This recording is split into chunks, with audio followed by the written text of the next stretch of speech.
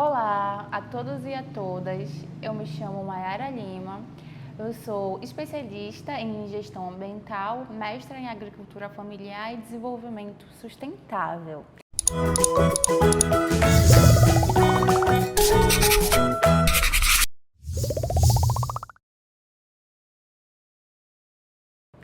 Acredito que você que está assistindo agora deve ter acompanhado as duas primeiras aulas que a gente já esteve aqui e nós vamos estar retomando, continuando os assuntos. Vocês lembram que na última aula a gente conversou sobre os ODS de 1 a 10 e que esses ODS são Objetivos do Desenvolvimento Sustentável e são metas para um mundo resiliente e que devem ser cumpridos até 2030. Então, esses ODS são 17 e hoje a gente vai estar encerrando e explicando os outros que faltam, que é do ODS 11 até o ODS 17. Vocês sabem que essa dinâmica virtual que a gente está tendo, principalmente agora, pós-pandemia, que a gente está conseguindo resolver esses problemas atualmente, se dá a necessidade de fazer aulas virtuais e nós, professores, estamos nos adaptando a esse novo contexto. Então, falando honestamente para todos nós que estamos aqui, vocês que estão acompanhando, se houver alguma palavra que de repente eu gaguejo, então erre a pronúncia, eu quero falar para vocês que acontece, por conta de estar enfrentando, uma câmera, que não é comum, não é todo momento que a gente tem, mas ao mesmo tempo a gente tem que abraçar as oportunidades. Então eu estou fazendo essa prévia aqui para explicar para vocês que somos gente como a gente está construindo esse conhecimento e que o que importa mesmo é vocês entenderem o conteúdo, vocês compreendendo o que eu trago aqui para a gente discutir, para a gente aprender, é o mais importante. E se tiver dúvidas, como eu falei nas últimas aulas, eu vou deixar aqui o meu contato profissional para vocês entrarem em contato e a gente discutir isso. Porque justamente a ciência, ela é uma construção, ela não é uma verdade absoluta, na verdade são várias verdades, a ciência ela é plural, então a gente está nesse processo de construção. Ainda mais que a educação ambiental é uma área de estudo interdisciplinar, ela envolve várias matérias, envolve a meteorologia, a engenharia de produção ambiental, engenharia florestal, a antropologia, a história, a economia, enfim. Então, são vários saberes juntos que a gente consegue entender qual o processo da natureza hoje no planeta, tudo bem? Dando continuidade, a gente vai falar agora sobre o ODS 11, Cidades e Comunidades Sustentáveis. O que seria isso? O objetivo de tornar as cidades e os assentamentos humanos inclusivos, seguros, resilientes e sustentáveis. Em 2014, 50% da população mundial vivia em áreas urbanas, com projeção de crescimento até 2050 para mais 66%, ou seja, vai aumentar quase 20% de população vivendo na cidade. E qual é o problema? É que esses grandes arranjos em megalópolis, em metrópoles, em cidades imensas com a população extensa, exige dos recursos naturais que eles estejam sempre produzindo. E a natureza, ela tem um limite, a natureza ela precisa ser cuidada para que no futuro tenha esses recursos, essas matérias-primas para as próximas gerações. Então, quando você reúne muitas pessoas no mesmo lugar, milhares de pessoas num bairro, numa cidade, causa o quê? Problemas como enchentes, esgotamento de várias matérias-primas, tanto que a alimentação que a gente tem na cidade aqui no Brasil, 70% vem da área rural, ou seja, as cidades não têm uma autonomia alimentar, elas dependem das partes do campo que produzem. E quanto mais pessoas, mais desses materiais vão ser necessários. E pode ser que se esgote, pode ser que haja mais problemas, não só a falta para as pessoas, como a falta de lugar para produzir tanta alimentação para tantas pessoas. Então, em 2030, são estimadas 41 megalópolis. Para quem não sabe, megalópole é um conceito da geografia, que significa que vai ter várias metrópoles juntas. Ah, mas o que é metrópole? Metrópole, eu vou dar o exemplo aqui da nossa cidade, a região metropolitana de Belém, que é composta por várias cidades como Benevides, Marituba, Ananindeua, a própria Belém. Essas cidades, elas estão conurbadas, elas estão interligadas e a cidade funciona assim. As pessoas acabam ocupando grandes espaços e grandes populações nesse mesmo lugar. Então, a megalópole já é a junção de metrópoles. Então, é mais pessoas ainda concentradas até 2030. Então, vai ter muito mais pessoas juntas e precisando de habitação, precisando de lugares seguros nas cidades. Se hoje já está complicado, se isso aumentar, também vai trazer grandes problemas para a gestão administrativa, não só da alimentação, mas também de trabalho, de energia elétrica, entre outros serviços. E considerando que a pobreza extrema muitas vezes se concentra nesses lugares, nesses espaços urbanos, onde as desigualdades sociais acabam sendo mais acentuadas e a violência se torna uma consequência dessas discrepâncias no nosso acesso pleno à cidade, ou seja, aquilo que eu já venho conversando com vocês. Não tem jeito, para se ter resiliência, para cuidar da natureza, para que esses recursos naturais estejam disponíveis para as próximas gerações, é necessário que se exterminem as desigualdades sociais, porque a partir disso acontecem vários outros problemas, como violências, entre outros, e que fica muito difícil contornar essas situações. Então, a questão econômica, ela tem que ser combatida, ela tem que ser pensada junto com o meio ambiente. Agora eu vou usar o exemplo aqui do nosso estado, tudo bem? Para a gente contextualizar como é que está aqui no Pará, como é que está aqui na nossa região. No nosso contexto paraense, em 2017, segundo a Companhia de Habitação do Pará, a Coab, a falta de habitação planejada já chegou a quase meio milhão de moradias, ou seja, boa parte da população paraense não tem uma moradia, ou se tem, é uma moradia que não é planejada.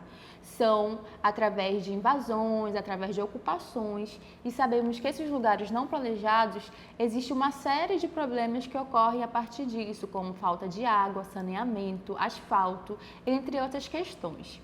E de acordo com os dados também da Coab, 1,8 milhões de habitações falta, que é como se fosse mais de 400 mil habitações de unidades habitacionais que responde 25% desse total. Não, desculpe, 23,5% do total. Então, eu quero falar para vocês que é muitas pessoas que estão sem uma habitação regular aqui no nosso estado.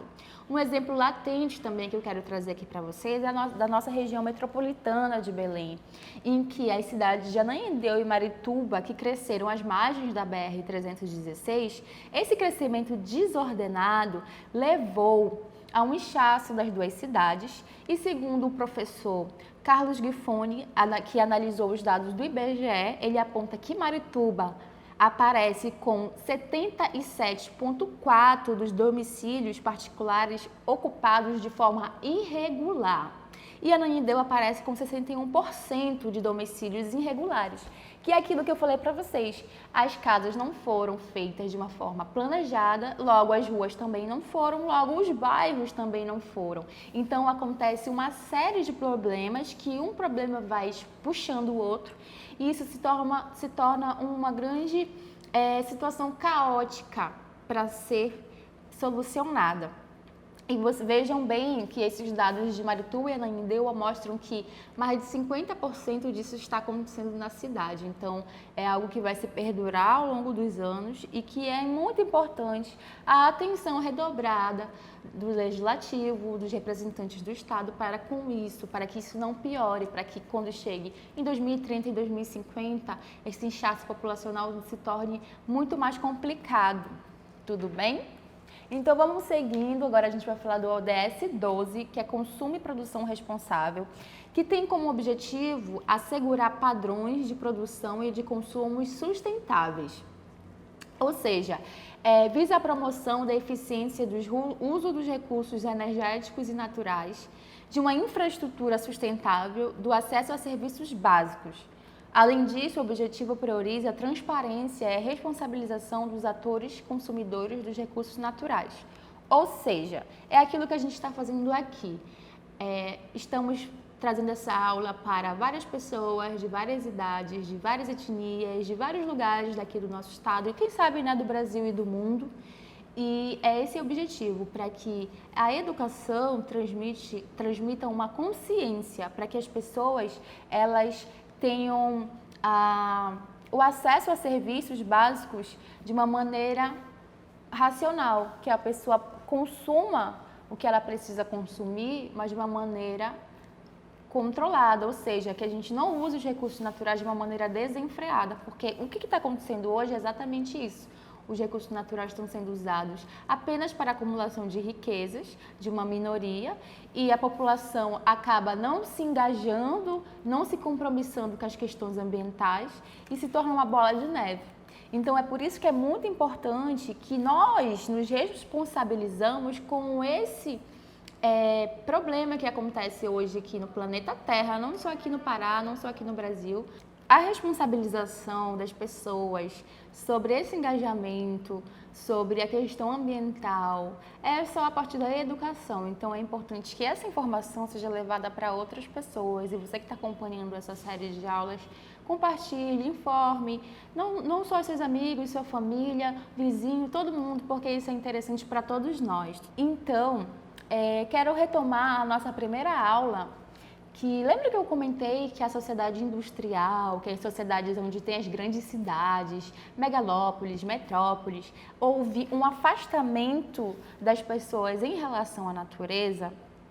Isso ocorre muito porque justamente as pessoas querem consumir tecnologias, confortos e se colocam como centro de tudo, se colocam como o que a gente vive hoje, que é o antropocentrismo, que é exatamente isso, o homem é o centro. E isso faz com que a nossa cultura, de uma forma geral, das sociedades industriais, se desconecte com as outras formas de vida. Então, a gente tem que fazer esse exercício de se conectar com a natureza, em perceber o que a gente precisa dela. E para isso, a gente precisa cuidar enquanto ela ainda existe. Porque para o futuro, se a gente continuar com esses padrões, vai ser muito complicado mantê-la, certo? E aqui, na nossa realidade paraense, segundo o programa Cidades Sustentáveis de 2020, apontou que depois da pandemia, o mapa da desigualdade entre as capitais, Belém está entre as que têm o maior índice de Gini, que significa medida utilizada para verificar a concentração de renda em uma determinada população. O que significa? Que a riqueza daqui ainda do nosso estado ainda está concentrada em uma pequena população. A maioria das pessoas não acessam essa riqueza. A grande questão não é eliminar as riquezas. A gente precisa de conforto, de tecnologias, de indústrias. Mas é muito importante que a gente distribua melhor isso, até mesmo para as pessoas terem acesso à educação. Quantas pessoas aqui no nosso estado não têm acesso à internet, não têm acesso a computador, não têm acesso à escola? Sabemos que a gente tem uma realidade muito difícil que a gente precisa enfrentar para melhorar a educação aqui. Então, a gente precisa de dinheiro e de riqueza para construir esse processo. Então, não é que não tenha riqueza, tem, mas está concentrada. Então, o objetivo de distribuir essa renda não é para se tornar algo excludente. Pelo contrário, é para incluir as pessoas que não podem viver esses processos, para que no futuro a humanidade consiga, sair desses percalços, dessas problemáticas apontadas. Tudo bem? E agora a gente vai conversar um pouco mais sobre o ODS 13, que é Ação contra a Mudança Global do Clima. Tomar medidas urgentes para combater a mudança do clima e seus impactos. Eu acho que todo mundo já ouviu falar, já ouviu algumas chamadas sobre essa questão da mudança climática. Muita gente ainda não está entendendo muito bem o que é isso. E para quem já está entendendo, se apoderar, se apropriar melhor desse termo. E eu vou explicar aqui um pouco para vocês. A mudança climática é um evento transnacional, ou seja, vai acontecer no planeta inteiro. Não vai ser só aqui na Amazônia ou só no Brasil. Todos os países desenvolvidos, que são os mais ricos, e os em desenvolvimento, que estão, né, no processo de sair dessa mudança econômica, também vão vivenciar. E esses impactos, eles vão desregular a economia, porque como vai ter uma alteração drástica e vai ter grandes eventos de crises, né? Tanto de enchentes quanto de secas e entre outros problemas, vai mexer diretamente com a economia dos países. Vai afetar as pessoas em todos os lugares, principalmente aquelas pessoas que já estão em situação de vulnerabilidade, que são dos países em desenvolvimento, que eu comentei agora com vocês. Então, isso só vai ficar pior para esses países, para essas populações que estão vulneráveis. E aqui no Pará também sabemos que a gente está em situação vulnerável, então muito provavelmente vamos passar também por isso se por acaso a gente não tiver atitudes de mitigação, ou seja, de cuidado, de diminuição das poluições e do consumo desenfreado. E o uso da natureza também, sem uma forma racional de manejo dos seus recursos. E essa ação, ela é uma mudança do clima que a temperatura terrestre está projetada para aumentar até 3 graus até o final do século 21. Isso é muito grave. Imagina só, um planeta inteiro aumentar a temperatura pela ação, né, no caso nossa, ação antrópica, ação humana. Então, não é de uma forma natural. Há mudanças climáticas ao longo de séculos e séculos, naturalmente, acredito que vocês já devem ter tocado nesse assunto em algum momento na escola, mas se não, vocês podem estar procurando as várias eras que o planeta já passou. Mas cada era que o planeta passou demorou milhares de anos. Porém, essa mudança climática que está acontecendo agora no presente não está ocorrendo nem há 300 anos. Lembra quando eu falei da primeira Revolução Industrial, que aconteceu em meados do século XVIII para o XIX, isso dá menos de 300 anos. Então, em pouquíssimo tempo, a gente conseguiu mudar a temperatura do planeta e ninguém se adaptou. Nem a natureza, nem os animais e nem nós mesmos, seres humanos, estamos adaptados para essa mudança. Tudo bem? E em junho desse ano de 2021, aqui no Pará, foi feito um estudo sobre o maior índice de desmatamento nos últimos 10 anos, segundo o Instituto Homem e Meio Ambiente, que é o IMAZON, um importante instituto de pesquisa daqui do estado. O Pará foi responsável por 36% de toda a área desmatada na Amazônia nesse mês. Somente no Pará foram desmatados 336 quilômetros quadrados de mata, um número 39% maior que o mesmo período de 2020. A floresta é muito importante porque ela produz emissões que resfriam o clima. E esse é um dos motivos que o desmatamento pode levar ao maior aquecimento previsto na humanidade. A gente está falando disso, já estamos na terceira aula, reforçando isso, enquanto é importante a gente manter a nossa floresta em pé, para que não só nós que moramos aqui nessa região riquíssima, mas como o planeta inteiro se mantenha vivo, justamente porque as árvores, a vegetação, a natureza de uma forma geral, elas equilibram o planeta. Elas equilibram a temperatura do planeta. E quando você altera algo e não repõe, as consequências são extremamente danosas para o futuro. Então, é muito importante a gente ter essa consciência da gente agroreflorestar, da gente reflorestar os espaços. Ah, mas o que é agroreflorestar? É plantar árvores, porém essas árvores elas podem dar alimentos, como o açaí, o cupuaçu, o cacau. E o reflorestamento é plantar árvores de uma forma geral e pode ser feito em vários lugares. Inclusive, há pesquisas e estudos sobre hortas comunitárias, sobre agroreflorestamento e reflorestamento urbano dentro das casas. São pequenos pontos que a gente pode estar se mobilizando para mudar isso e pequenos pontos de mudança podem em si se tornar algo maior e fazer uma grande diferença na transformação da realidade de uma forma geral. E é importante a gente pontuar que a ciência estuda muito soluções. Existem vários profissionais que estão empenhados em descobrir soluções para essas questões. Então, há formas, sim, há formas de sair desses percalços, mas é muito importante o investimento das políticas públicas, das leis, do compromisso dos legislativos, do executivo, para que realmente seja implementado isso nas cidades, nos municípios, tudo bem? E continuando a nossa aula, a gente vai falar agora do EDS 14, que é Vida na Água, que é conservar e promover o uso sustentável dos oceanos, dos mares e dos recursos marinhos para o desenvolvimento sustentável. O oceano, ele torna a vida humana possível para várias coisas. Pode ser para alimentação, pode ser para o transporte, pode ser para o fornecimento de energia, para o turismo. Ou seja, o ser humano em vários lugares do mundo, em várias cidades do mundo, tem um contato direto com o oceano e tem dependência desses recursos. Então, se a gente não tiver uma qualidade dos oceanos, logo isso vai comprometer em várias esferas das nossas vidas.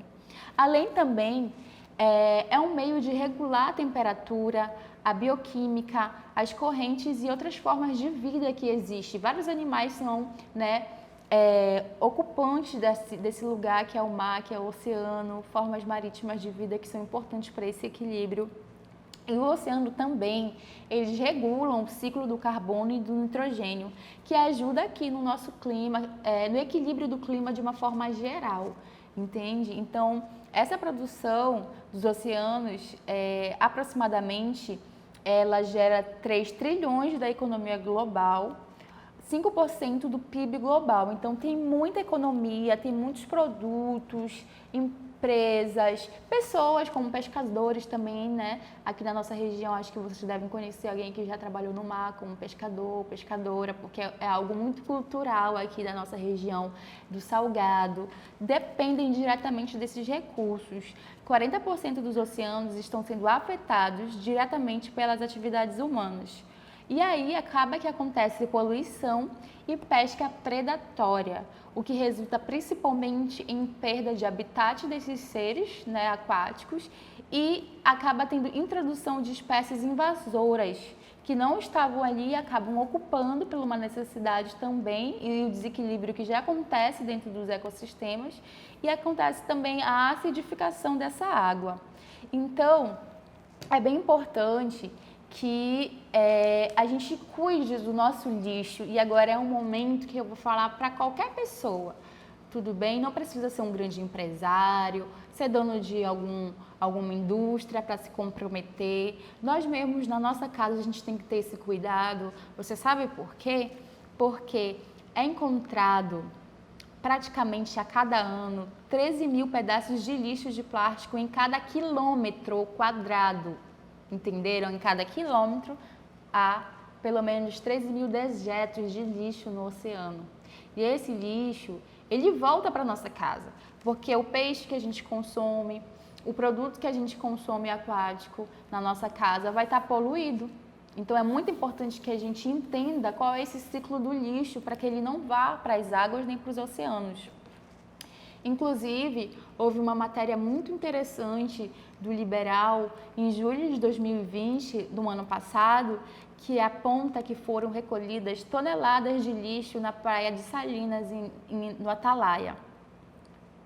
Os mangues, nesse lugar, são diretamente impactados pelos esses resíduos, que são lançados indevidamente no chão da areia da praia, ou seja, o vento, as águas, o próprio fluxo das pessoas vai fazendo com que aquele lixo que está ali na beira da praia seja levado para as águas e em seguida para os mangues. E o mangue, ele é fundamental para a vida no planeta, para o equilíbrio ecológico, devido a haver grande biodiversidade, tanto de animais, quanto de plantas, quanto da flora, das árvores.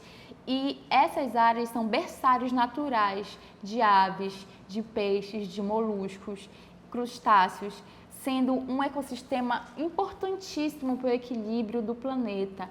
E a partir do momento que você altera um ecossistema tão sensível, ao mesmo tempo tão importante para o planeta, é irreversível. Não tem como modificar isso novamente e recuperar.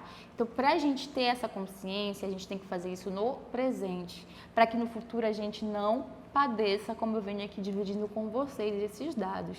E o que eu falei para vocês, esse lixo que é jogado nessa praia, que não é a única do Brasil nem do mundo, mas que ela é recorrente, inclusive ter uma reportagem de jornal tocando no assunto que foi encontrado toneladas de lixo, foi feito pelas pessoas, foi feito pelas pessoas que foram lá aproveitar o recurso natural que a gente tem, que é uma boa praia, mas que não teve a educação de jogar o seu lixo, então levar, recolher o seu lixo e colocar no lugar adequado. Então essa atitude é uma atitude individual e que a gente precisa incentivar e fazer com que isso se torne um hábito, que isso não seja algo distante, algo que parece que a gente não tem nada a ver com isso. Não, a gente tem tudo a ver e a gente está aqui justamente para trazer essa informação e educar todos nós, para que a gente tenha essa consciência sobre esse cuidado com a natureza, porque ela é nossa. E quando é nossa, é um bem comum, é um bem coletivo, onde todo mundo tem alguma responsabilidade. Agora vamos falar sobre o ODS 16, Vida Terrestre, que é proteger, recuperar e promover o uso sustentável dos ecossistemas terrestres, gerir de forma sustentável as florestas, combater a desertificação, deter e reverter a degradação da terra.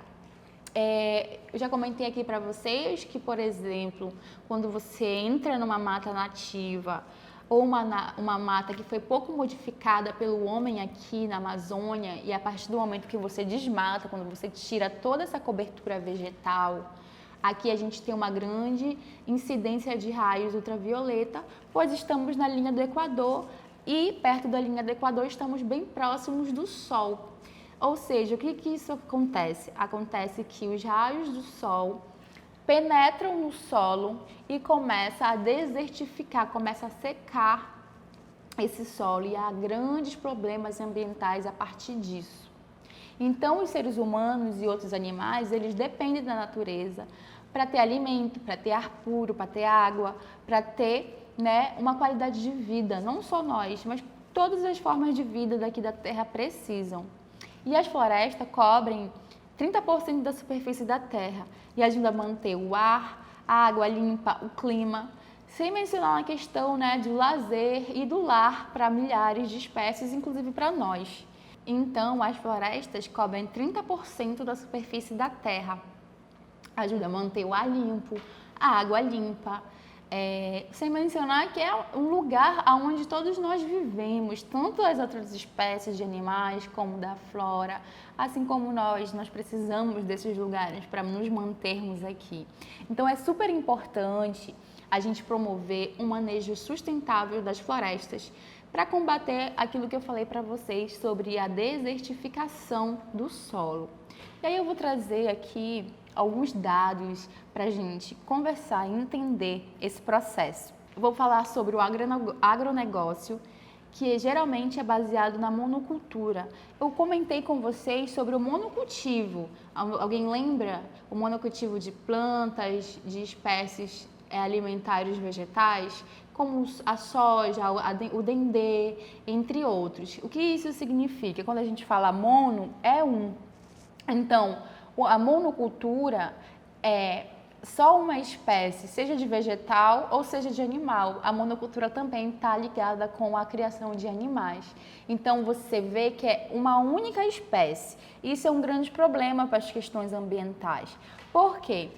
Porque a partir do momento que você cria só um tipo de vegetal ou só um tipo de animal, você, além de tirar a cobertura vegetal natural daquele lugar, você coloca uma outra espécie e que essa nova espécie, tanto de animal quanto de vegetal, precisa se adaptar. E acontece outros problemas a partir dessa grande mudança, tudo bem?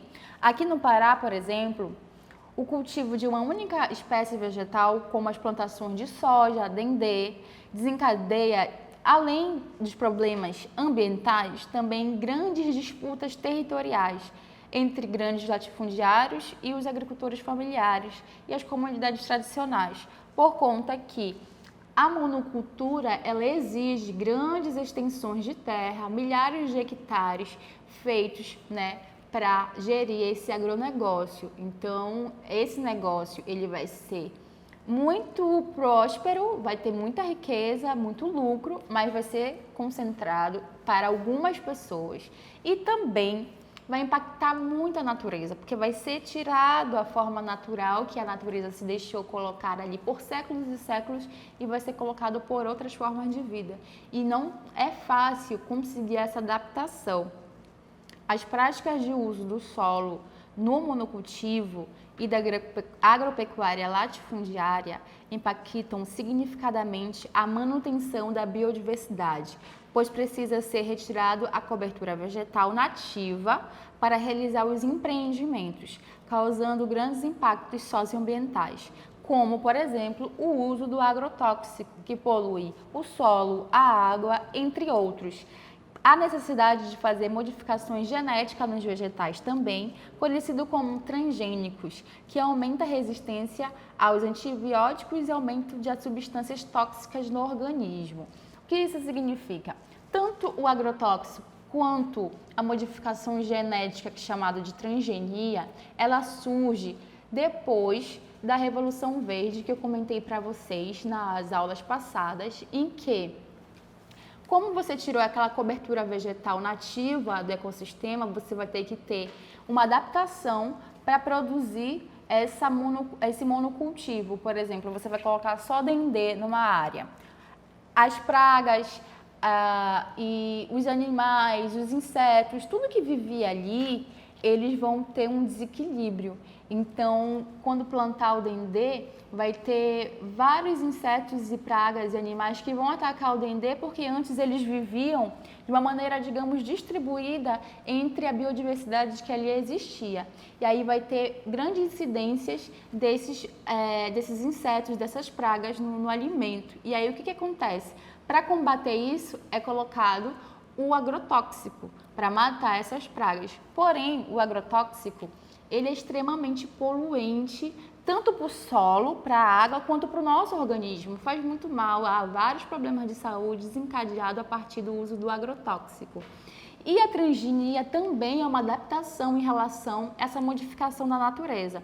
São feitas espécies para que ela consiga se adaptar naquele novo clima, naquele novo solo. Porém, também há problemas desencadeados pela essa mudança genética, como, por exemplo, a resistência no uso de remédios como o antibiótico, que é tão importante, para combater várias enfermidades. Então, a gente precisa mostrar que essa questão dessa economia concentrada, tanto na questão do agronegócio, quanto do latifúndio, quanto de grandes fazendas, é um problema que acontece para todo mundo, porque de alguma maneira não só a natureza é afetada, mas a saúde das pessoas também é afetada. E as pessoas têm um direito de saber o que elas estão comendo. E muitas pessoas não sabem dessas informações, não sabem o que é transgenia, não sabem quais são os alimentos que foram modificados geneticamente. E se souberem, têm pouca consciência da causa danosa que isso pode acontecer para os próximos anos, não só na nossa geração, mas para gerações futuras. Então, a informação, a educação é fundamental para que as pessoas saibam do que está acontecendo. Também quero pontuar, gente, sobre a questão da pecuária mal conduzida. Ela pode compactar o solo. O que é isso? Os bois, as vacas, vocês sabem que um animal desse tem 1 tonelada. Então, imagina milhares em cima de um solo, que já foi tirada a cobertura vegetal, que já tiraram a floresta nativa. O peso desses animais é tão grande que começa a compactar, ou seja, não passa mais água ali. Não é irrigado no solo a água, então acontecem vários problemas e um dos principais é a desertificação do solo. O solo ele fica infértil, ele fica com a vida morta, basicamente é isso, por conta do peso dos animais, falando de uma maneira assim, a grosso modo, para que todo mundo entenda. Porém, gente, a gente tem soluções, temos várias soluções para combater essa questão, como, por exemplo, os princípios da agroecologia, que eu já trouxe aqui para vocês. É bem importante a gente se apegar na solução, porque os problemas já estão postos. Mas a ciência, as comunidades tradicionais que eu falei para vocês, que também têm muito conhecimento sobre a terra, sobre o ecossistema daqui da Amazônia, já fazem práticas resilientes. Então, a gente precisa saber que também tem formas, tem saídas. E a agroecologia, ela estuda muito um sistema que é a agrofloresta, que é muito parecido com o agroreflorestamento. Eles estão caminhando juntos, que é justamente isso. O agro significa que vem da agricultura, que é uma parte que você pode se alimentar, produzir uma floresta em que você pode ter recursos alimentares ali, como o manejo de açaí, de maracujá, de cupuaçu, cacau. Aqui na nossa região a gente tem uma diversidade muito grande e potencial para criar grandes lugares onde você possa ter esse manejo de uma maneira cuidando do ambiente e ao mesmo tempo dando alimento para essas populações que precisam. E a agrofloresta é como se ela imitasse, né, a natureza. Ela vai tentar fazer uma cópia da natureza, porém focada na alimentação. E vários grupos de agroecologia existem aqui no Brasil. Um muito importante que a gente precisa citar é o Movimento Sem Terra, que eles recuperam grandes florestas. Na verdade, eles recuperam grandes lugares que eram detidos pelo latifúndio, pela agropecuária extensiva, grandes fazendas, e muitos desses lugares ficam impróprios. Acaba que não dá mais para criar animal, não dá mais para fazer monocultivo, não dá para fazer mais nada. E aí as pessoas abandonam essas fazendas, isso acontece muito aqui. Tem exemplos como fazendas que foram abandonadas na Estrada de Mosqueiro, aqui na região metropolitana de Belém, e que a necessidade de ocupar um espaço por moradia fez com que várias pessoas desse grupo do Movimento Sem Terra ocupassem esses espaços e recuperassem esse solo, ou seja, já houve casos que aconteceu o problema causado pelo monocultivo, seja de animal, seja do vegetal, porém também já teve casos de recuperar esse solo.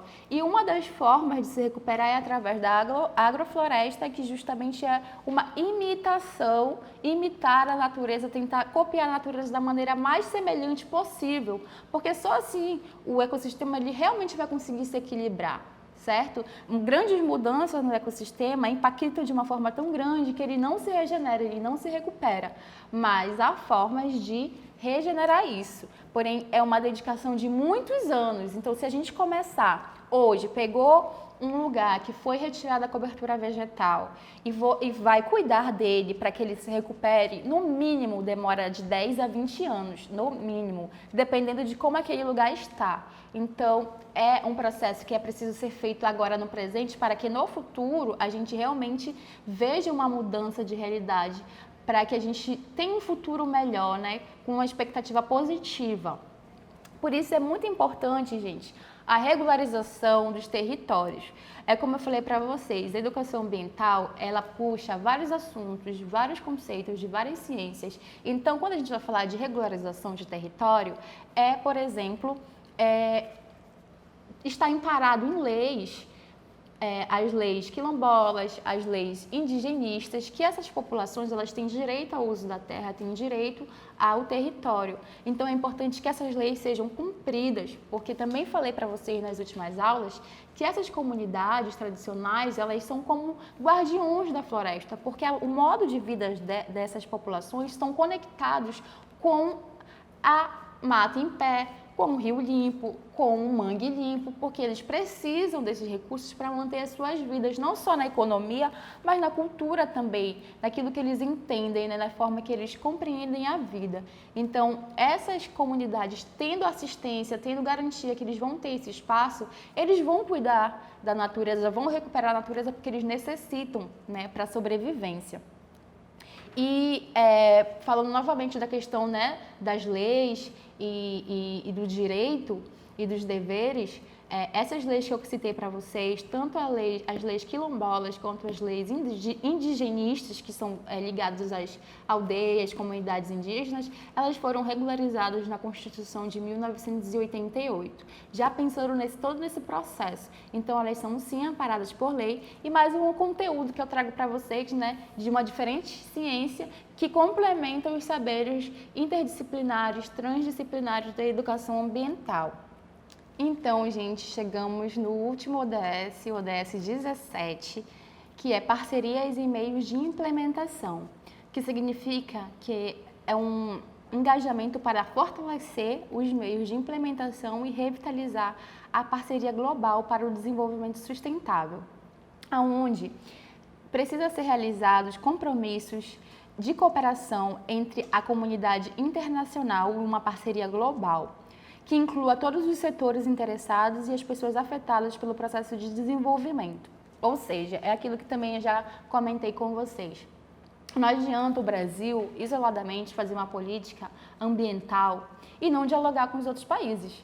Assim como qualquer outro país fazer a sua própria política ambiental e não comentar, não conversar, não se reunir em conferências, em acordos, porque é aquilo que a gente já mencionou aqui. Estamos num único planeta, onde todos os ecossistemas, os recursos naturais estão interligados um com o outro. Então, logo se uma depredação no meio ambiente acontece aqui na Amazônia, como acontece o desmatamento que a gente citou aqui, quem está sofrendo isso não é só a população daqui da Amazônia, só a população paraense. O planeta inteiro está sofrendo isso de uma maneira indireta ou direta, porque várias questões dessa mudança climática já é visível, como aconteceu esse ano, um incêndio na Grécia, enchentes acontecem praticamente todos os dias em vários lugares do mundo, entre outros problemas. Então, as nações, as comunidades internacionais precisam pensar no co-manejo internacional. Manejo é manejar mesmo, fazer a mão de obra, o que vai ser feito, o que vai ser construído, mas o que vai ser construído precisa estar de acordo e em diálogo com todas as nações precisam. Porém, lembram na primeira aula que eu falei das várias conferências que aconteceram no mundo para se ter leis, para se ter esses objetivos sustentáveis que a gente está conversando, demorou anos e anos, porque justamente cada país tem sua cultura e dentro de um país, por exemplo, aqui no Brasil, é um país continental, é um país gigantesco, onde cada região tem sua cultura, seu modo de vida. Então esse é o grande desafio, entender essa diversidade, essa pluralidade cultural e as pessoas terem um discurso diplomático, convergente, que é o mesmo interesse para todo mundo. Ter um futuro resiliente, para que as próximas populações do presente e do futuro possam ter uma qualidade de vida boa. Que o bom no futuro é algo excelente, porque as previsões dos pesquisadores são bem tristes, porque mostram que vai ter várias catástrofes se não for mudado essa situação ao longo dos anos. Na próxima aula eu vou trazer isso melhor para vocês. A gente vai detalhar um estudo sobre qual é a previsão que vai acontecer em 2030 se não ocorrer a implementação dos ODS, não só aqui no Brasil, mas como no mundo inteiro. Então é sempre importante a gente frisar isso. Nós temos 9 anos, pouco tempo para começar a realizar esses objetivos. E através da educação, através da informação, a gente vai conseguir conscientizar as pessoas dessa obrigação que não é apenas das pessoas que mais poluem, que são as grandes indústrias, as grandes fazendas, os grandes empreendimentos. Sim, esses indivíduos são responsáveis, mas também temos uma responsabilidade individual. Afinal, como é que será a geração futura? Isso é interessante para qualquer pessoa. Então, é por isso que é tão importante a gente detalhar item por item, conversar item por item nessa construção de conhecimento, para que todo mundo esteja ciente, para que as pessoas realmente, digamos assim, despertem para esse interesse ambiental, tudo bem? E retomando, é muito importante o papel da população para a implementação dos ODS, que são os Objetivos do Desenvolvimento Sustentável. Porque, por mais que essa responsabilidade das grandes poluições, do desmatamento, emissões de gases, enfim, é colocado para os grandes industriais, grandes latifúndios, mas a gente tem a nossa responsabilidade em casa, a gente também tem que entrar nessa pegada ecológica, a gente tem que pensar o que a gente tem que reduzir, o que a gente tem que mudar nesses hábitos, porque a partir do momento que as pessoas começam a se sensibilizar pela essa causa, é como se fosse um rastro de pólvora, vai se disseminando para as outras pessoas, e isso vai se tornando uma cultura, vai se tornando um hábito. Né? Então tem que ter um princípio, tem que ter um início, e esse início é o agora, a gente não pode esperar, até mesmo porque já estou frisando isso há um tempo, que tem 9 anos apenas para ser cumprido esses ODS. Ou seja, uma outra forma muito importante que a gente tem que trazer também, que envolve a educação ambiental, são as relações internacionais, as relações políticas e a questão da democracia. Por quê? Através da votação democrática é possível escolher representantes políticos que realmente estejam compromissados com as questões ambientais e socioambientais levantadas. Então a gente precisa cobrar esses legisladores, esses representantes políticos, essas representantes políticas, mas antes de cobrar nós temos que fazer uma escolha, e é muito importante fazer essa investigação. Quais são esses representantes e as representantes que estão engajados, que estão comprometidos com essa pegada ecológica? Então também envolve políticas, interesses, maiores, e esse interesse parte muito também da população. A população é muito importante nesse momento, porque ela é que vai escolher quem é que vai estar lá nos representando. E também a política envolve a educação ambiental. E é necessário que seja efetivada de fato essas leis de proteção, tanto da fauna quanto da flora, quanto das águas, do mar, dos rios, enfim. É importante que as políticas públicas realmente sejam usadas para proteger a natureza. E um marco importante de uma lei que foi feita aqui no Brasil foi a Lei 12.651, dia 25 de maio de 2002, que ela estabelece normas para a proteção da vegetação nativa em áreas de preservação permanente, reserva legal, exploração florestal e assuntos relacionados, mais conhecido como Código Florestal. Então, aqui no Brasil, a gente tem, sim, políticas públicas, temos leis que amparam esse aspecto da natureza, mas é necessário que elas sejam realmente efetivadas, que elas sejam realmente cumpridas, para que no futuro a gente não padeça com grandes problemas ambientais. E aí, também é legal falar das soluções que estão acontecendo, porque, como eu já falei, há os problemas, mas a ciência, a educação, as pesquisas, elas vêm na contramão para tentar resolver essas questões. Então, é por isso que a gente precisa de vários pesquisadores, que envolvem várias temáticas, vários assuntos, para conseguir chegar em contribuições e, posteriormente, em soluções. E esse ano, em janeiro, houve o lançamento da ACA, que é a Aliança pela Ação Climática, e o Brasil entrou. E é uma parte de coalizões que já existe em vários países, como Estados Unidos, Vietnã, México, Argentina, Japão. E a ACA nasce no Brasil com a missão de fortalecer a agenda subnacional de clima e conectar e mobilizar atores de diversos setores da sociedade, lideranças empresariais, investidores, autoridades locais, estaduais, pesquisadores e pesquisadoras, a imprensa, entidades religiosas, organizações da sociedade civil, a juventude. Enfim, vocês estão vendo que há uma diversidade de atores, de pessoas envolvidas por essa aliança pela ação climática, lideranças empresariais, até mesmo entidades religiosas.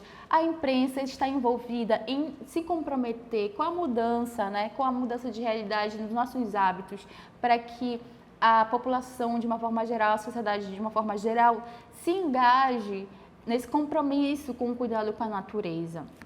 E a atual emergência climática requer ação contundente de todos os atores da sociedade, de governos, empresas e indivíduos. Muito já está sendo feito no Brasil, mas ainda é necessário muito mais. A ACA Brasil será um espaço importante necessário de compartilhamento, aprendizagem e ação para reduzir as emissões e os efeitos das mudanças climáticas, diz Maurício Volvodic, diretor executivo da WWF, que é uma importante instituição de cuidado com os ecossistemas, com a Mata Atlântica também, e entre outros lugares aqui que tem ecossistemas naturais. Então, vocês percebem que esse comprometimento ele é transversal. Não apenas os ativistas, os pesquisadores, os estudiosos do assunto estão comprometidos hoje. Hoje, em 2021, existe uma série de pessoas engajadas para que haja essa mudança, para que isso não se perpetue, esse consumo desenfreado. Porque o consumo desenfreado, como citei para vocês, ele requer um grande desgaste da natureza. É preciso usar muitos recursos naturais para produzir tantas tecnologias. E mesmo que seja produzido tantas tecnologias, essas tecnologias chegam nos lugares da mesma forma, é de uma maneira justa, de uma maneira igualitária ou minimamente distribuída, nem é, né, infelizmente nem é, sabemos de uma grande desigualdade econômica, social ainda que existe, não só aqui no Brasil ou aqui no Pará, mas no mundo todo. Então, vale a pena destruir a natureza?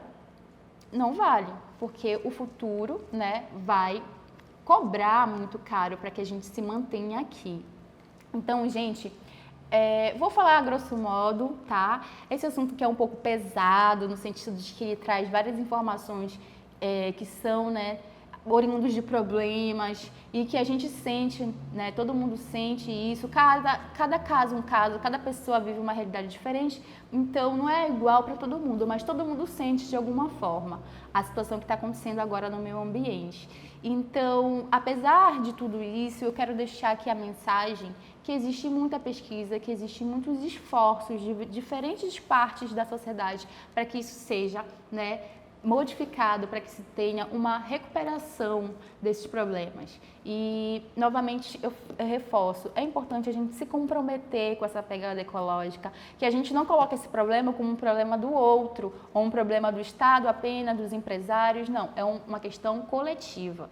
E que, como já havia dito também aqui para vocês, através da educação, a gente tem possibilidades, sim, reais, concretas de modificação dessa realidade, porque quanto mais pessoas conscientes, quanto mais pessoas com uma crítica da realidade, e uma crítica da realidade, ela depende diretamente de leitura, de estudos, de pesquisas, ou seja, da educação, a gente pode ter grandes saídas para solucionar essas problemáticas, tudo bem?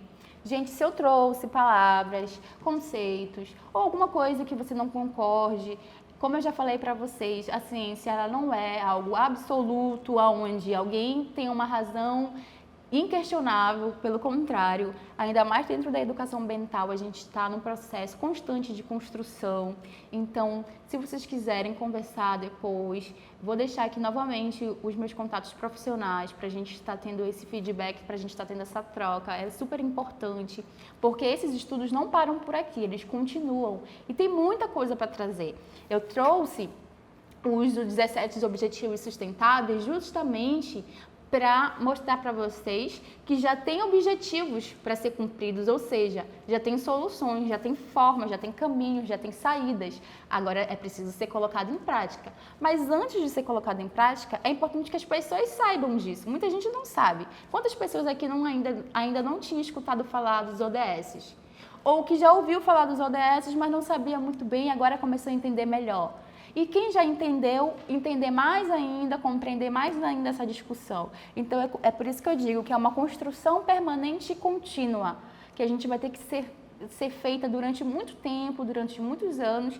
E esse processo aqui, ele é um pontapé inicial, onde a gente está conversando, mas que a gente pode se envolver em grupos, que a gente pode conhecer coletivos, organizações de uma forma geral, que se comprometam com isso e cada pessoa, na sua particularidade, poder contribuir de alguma forma para esse futuro resiliente aqui do nosso planeta. Então, eu quero agradecer muito vocês que ficaram até aqui. A gente está concluindo a nossa terceira aula, nossa penúltima aula dessa série sobre o desenvolvimento sustentável, sobre os objetivos do desenvolvimento sustentável, sobre a educação ambiental, que é uma área de estudo que envolve muitos conhecimentos e que às vezes usam termos, usa expressões que muita gente pode não conhecer, mas devagar a gente vai introduzindo esses conhecimentos para vocês, para que todo mundo esteja, né, nítido para todo mundo o que está acontecendo. Se, como eu falei no começo da aula, eu gaguejei, eu falei alguma palavra errada, é o que eu disse para vocês, a gente está enfrentando aqui uma câmera, é diferente, é novo, mas eu tô aqui mesmo para construir junto com vocês e mostrar que a gente como a gente está nesse processo de construção do conhecimento. Não me coloco em nenhum lugar, a não ser como uma aprendiz. Nesse momento estou repassando algo que eu aprendi com outros professores e professoras. Então, é um repasse, é uma retribuição a tudo que eu aprendi ao longo da minha trajetória acadêmica e também como artivista. Então, não há nada absoluto aqui, mas sim sempre uma permanente construção do conhecimento. Por isso que eu quero muito fazer essa ponte de diálogo com vocês, para que a gente esteja próximos e próximas, sem uma hierarquia entre professor e aluna, não é isso. Nós somos todos aprendizes. Hoje eu estou aqui, mas amanhã vocês podem estar aqui, tudo bem? E esse é o processo que eu quero levar com vocês. Mas não se esqueçam, a gente tem uma próxima aula, temos a 4ª aula, que vai ser muito bacana. E espero vocês lá, tudo bem? Até a próxima!